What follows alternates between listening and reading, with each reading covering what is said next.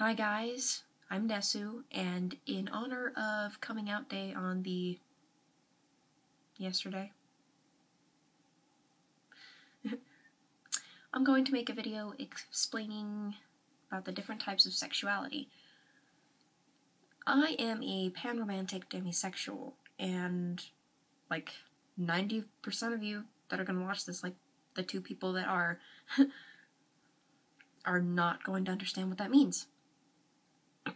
But that's okay. That's why I'm here. It is to explain to you the different types of sexuality and what other people might be into. You know, give some light onto that subject, because pretty much people only know, that's right, gay,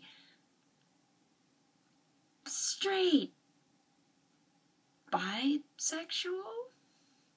and that's pretty much all you know. I'm going to go over the basic term of sexuality. That is a giant umbrella term for different people who, you know, have different preferences on what they like and who they want to be in romantic relationships with, or sexual, whichever you prefer. The term queer is also an umbrella term. It just basically categorizes everyone else who is not straight. That's all it's to it. Now there's a heterosexual, which is basically your straight people who want to have relations with someone of the opposite sex. Then you've got the homosexuals who want to have a romantic or sexual relationship with someone of the same sex. Then there are the bisexuals who identify as, you know, they could go either way. Now, there are two terms. I'm not exactly sure the difference between the two, but I do believe they are different in however you want to identify it. They are polysexual and pansexual. The only way I can tell the difference is polysexuals are like a category of bisexual, but they believe that they have, you know, they don't believe in the gender binary. But that's the same with pansexuals. But, you know, poly is many and pan is all.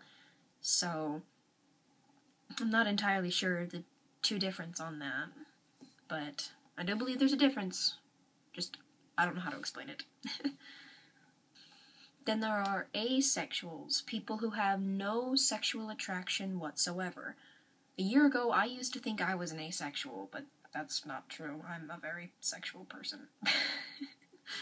There's gray asexuality, which is someone who is generally asexual, but still feels a little bit of sexual attraction. Then there are people who are demisexuals, like me.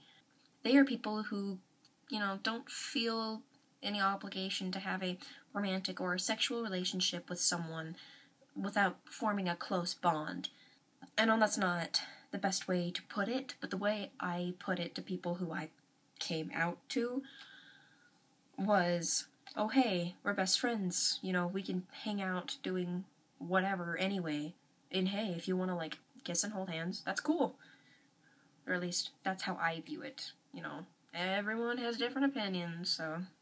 There's androsexual, which those people identify as liking males regardless of their own biological sex or their own gender identity. Same things goes with gynosexual, which is who, you know, people who like women but don't care, you know, if you were originally a biological male, or, you know, however you identify.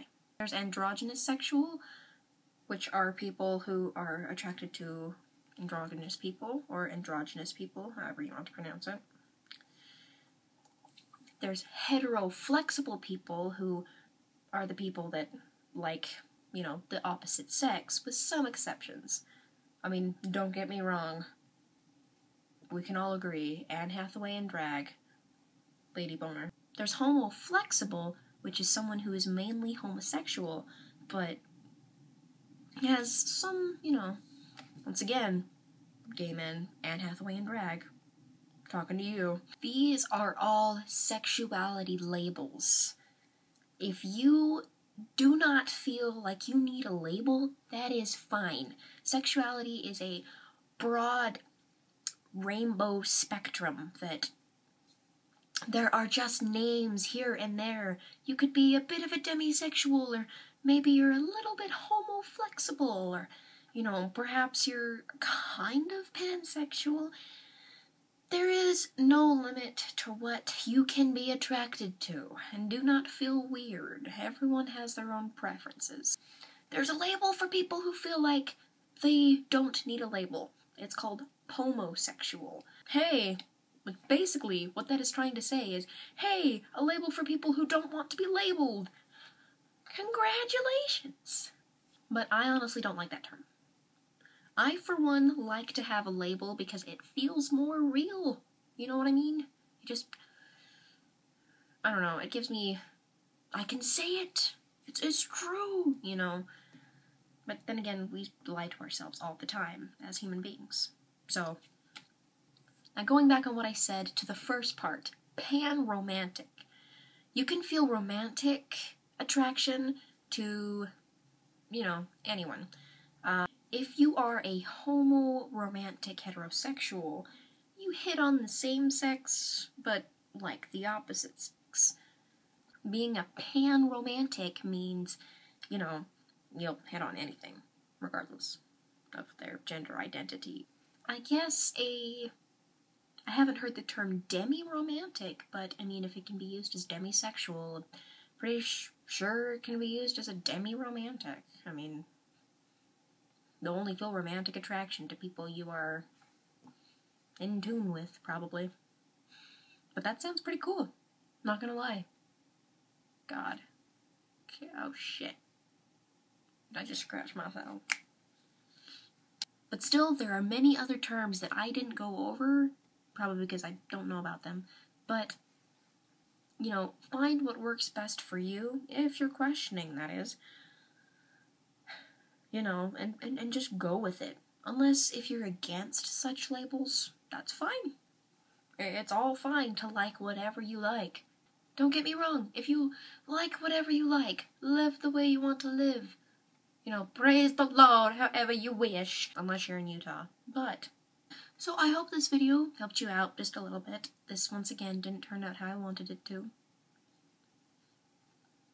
But, yeah, so if I maybe have changed your views on sexuality, like maybe you thought you were a homosexual and turns out you're just hetero-flexible or something, I don't know. Just let me know. And if you guys have any other questions, I'm pretty sure I'm better at the typity-type than the talkity-talk. So, yeah. Thanks for watching.